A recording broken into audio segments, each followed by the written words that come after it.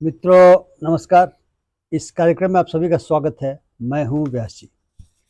पिछले वीडियो में हमने शिक्षाविद डॉक्टर अनिल कुमार रॉय से चर्चा की थी नई शिक्षा नीति के बारे में। उसमें उन्होंने स्कूल एजुकेशन के बारे में हमें नई जानकारियां दी थी, जो परिवर्तन हुए उसके बारे में बताया था। आज हम लोग उनसे स्कूल एजुकेशन के बारे में थोड़ा विस्तार से जानना चाहेंगे। तो ऐसा मेरा सवाल है कि जो स्कूल एजुकेशन के बारे में इस नई शिक्षा नीति में बातें कही गई हैं, आप उन पर थोड़ा हमारे दर्शकों को बताना चाहेंगे। नमस्कार।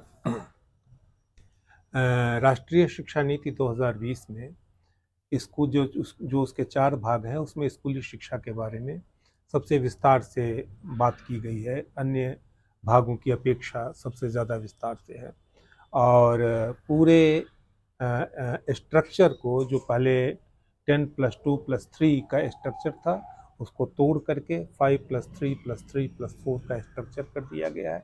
ये एक बहुत महत्वपूर्ण बात है। दूसरी बात महत्वपूर्ण इसमें है कि इसमें एड्रेस किया गया है कि ड्रॉप आउट्स को किस तरह से रोका जाएगा।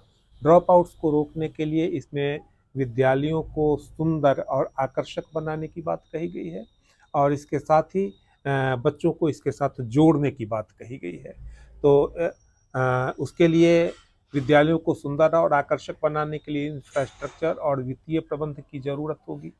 तो वह एक अहम प्रश्न है, वह एक अलग प्रश्न भी है और बच्चों को उसके साथ जोड़ने के लिए कई सारे विकल्प उसमें सुझाए गए हैं। एक विकल्प यह है कि यह नहीं कहा गया है कि विद्यालयों का विस्तार किया जाएगा, बच्चों तक विद्यालय पहुंचाए जाएंगे, जो पहले की नीतियों की यह मुख्य बात हुआ करती थी। अब उसके बदले में कुछ छात्रावास वगैरह के निर्माण की बात कही गई है और कुछ आने जाने के भाड़ा बस वगैरह की व्यवस्था की बात कही गई है और इसके साथ ही इस बात पर ज़्यादा जोर दिया गया है कि दूरस्थ, डिजिटल और ऑनलाइन 3 शब्दों का इस्तेमाल बहुतायत में किया गया है कि इसके माध्यम से बच्चों तक शिक्षा पहुंचेगी। और वह जो दूरस्थ एजुकेशन है, डिस्टेंट एजुकेशन है, उसको क्लास 3 से ही शुरू करने की बात कही गई है। यह एक मेजर क्वेश्चन हो जाता है कि 3 का बच्चा जो सामने शिक्षक और गार्जियन रहता है तो भी ठीक से अगर वह नहीं बैठ और पढ़ पाता है, वह दूरस्थ एजुकेशन में और टीवी और स्क्रीन के सामने कैसे और बैठ पाएगा और उसके पास कहाँ से वह टीवी और स्क्रीन और मोबाइल और टैब आएगा। तो उसकी भी बात कही गई है कि बड़े पैमाने पर इसमें टैब और मोबाइल बच्चों को उपलब्ध कराए जाएंगे। इससे ऐसा आभास होता है कि सरकार की तरफ से ये टैब और मोबाइल बच्चों को डिस्टेंट एजुकेशन के लिए अवेलेबल कराया जाएगा। इसमें बहुत सारे क्वेश्चंस लोग शिक्षाविद खड़े कर रहे हैं इसके लिए।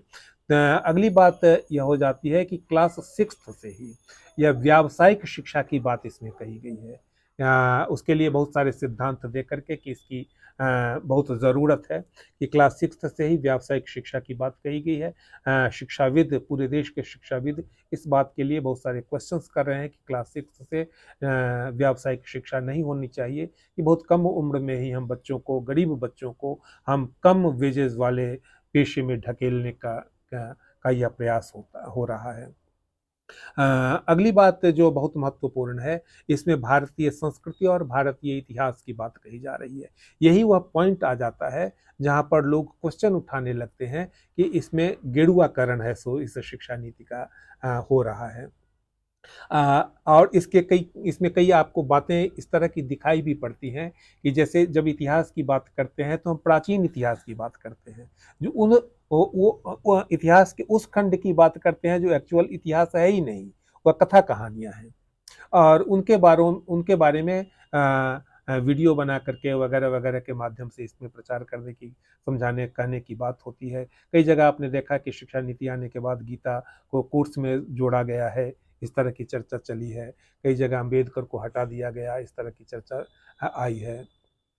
तो इतिहास के जो ब्रिटिश काल है, जो मुगल काल है, उस पर कोई चर्चा नहीं होती है। भाषा के बारे में जब बात की जाती है तो द्विभाषा त्रिभाषा फार्मूला और मातृभाषा की बात तो इसमें कही गई है, लेकिन जो जो और संस्कृत पर बहुत जोर दिया गया है इस पर कि संस्कृत बहुत बहुत आधुनिक भाषा है। इन्वर्टेड कॉमास में मैं आधुनिक कह रहा हूँ ये आधुनिक शब्द का इस्तेमाल किया गया है कि संस्कृत आधुनिक भाषा है, लेकिन इसके साथ ही जो दूसरी प्राचीन भाषाएं हैं उसका जिक्र नहीं किया गया है। और जो जो जो दक्षिण के जो साहित्यिक भाषाएं हैं, जो समृद्ध भाषाएं हैं, उस पर भी है सो उतना इम्फेसिस, उतना जोर नहीं दिया गया है जितना कि संस्कृत और ये संस्कृत पर जोर दिया गया है। यह एक तरह से असंतोष दक्षिण और उत्तर भारत की भाषाओं के बारे में है सो यह उत्पन्न होगा। अभी राय साहब जो आपने बताया उसमें 2-3 सवाल मेरे दिमाग में आ रहे हैं। पहला तो ये है कि अगर आप डिजिटल माध्यम से कक्षा 3 के बाद से एजुकेशन देना शुरू करते हैं तो स्कूल के महत्व को एक तरीके से हम मान के चल रहे हैं कि उसका कोई महत्व नहीं है। स्कूल का महत्व इस दृष्टिकोण से ही केवल नहीं है कि वहाँ पर कुछ चीज़ें बच्चों के दिमाग में ठूंस दी जाती है, बता दिया जाता है। उसका महत्व है कि बहुत सारे गुणों को, जिसको हम एट्रीब्यूट कहते हैं, स्कूल जाने से प्राप्त होते हैं। जैसे सोशलाइजेशन होता है, सोशलाइजेशन होता है, रेगुलरिटी और पंक्चुअलिटी जिसको हम कहते हैं, वो बच्चा सीखता है। वो अपने शिक्षकों से सवाल करता है, उसके अंदर की जिज्ञासु प्रवृत्ति पैदा होती है। तो जो डिजिटल मोड है वो तो एक तरफा होगा जी, कुछ चीज़ें बताई जाएगी, बच्चे के मन में यदि कोई प्रश्न आएंगे तो सवाल नहीं उठा पाएगा, और अगर उठा पाएगा तो उसके जवाब उसे तुरंत नहीं मिल पाएंगे। तो क्या इस पर कोई ध्यान दिया गया है? जी, इस पर है बहुत विस्तार से तो यह बात कही गई है, लेकिन आप जिस मोटो से पूछ रहे हैं उसके विपरीत मोटो में यह बात कही गई है। इसमें बहुत सारे तर्क दे करके कि इतने विद्यालय इतने छात्रों के हैं, इतने शिक्षकों के हैं, वगैरह वगैरह का डाटा दे करके, और अंत में निष्कर्ष के रूप में यह पंक्ति लिखी गई है कि इतने विद्यालयों का, ऐसे विद्यालयों का वित्त पोषण संभव नहीं है, यह कह करके।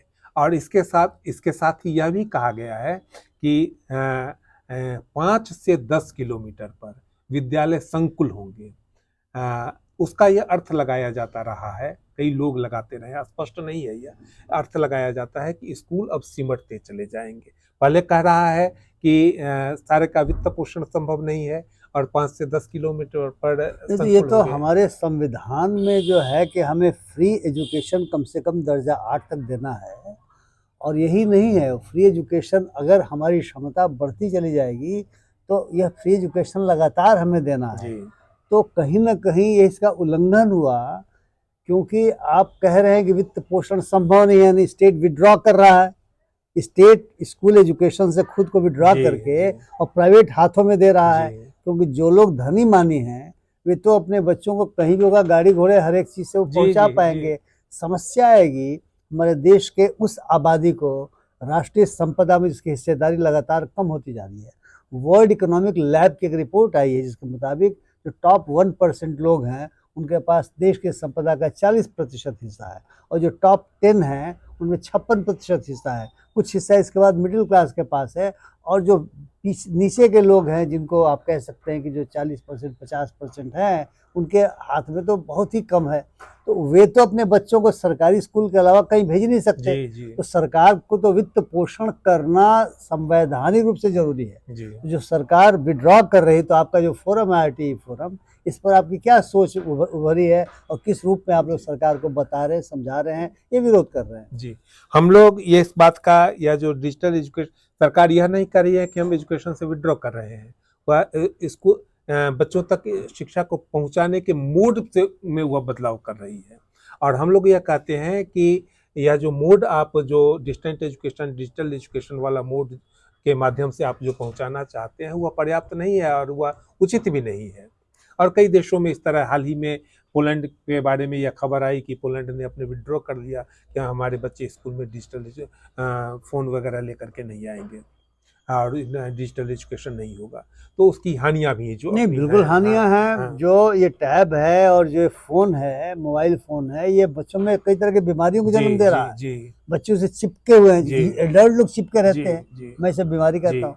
तो हम बीमारी दे रहे हैं। बट मेरा कहना ये है कि स्कूल को अगर आप संकुल 5 किलोमीटर का संकुल है, इसका मतलब वित्त पोषण नहीं हो सकता, क्योंकि स्कूलों की संख्या सीमित होती चली जाएगी।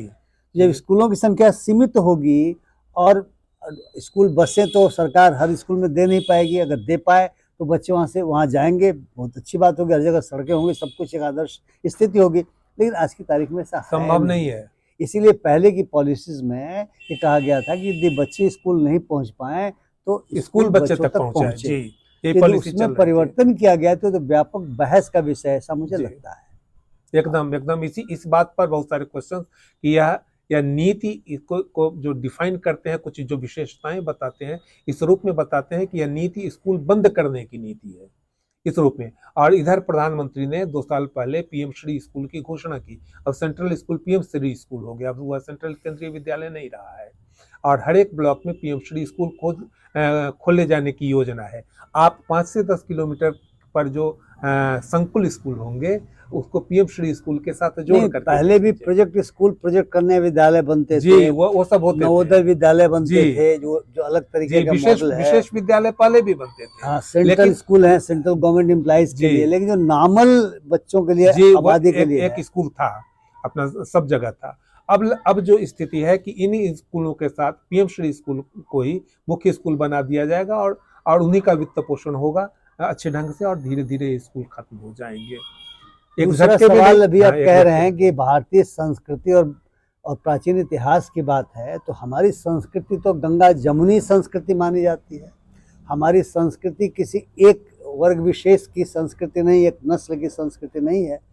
तो भारतीय संस्कृति को परिभाषित किया गया अथवा नहीं परिभाषित किया गया, मैं समझना चाहूंगा। इस तरह संस्कृति को परिभाषित नहीं किया गया है।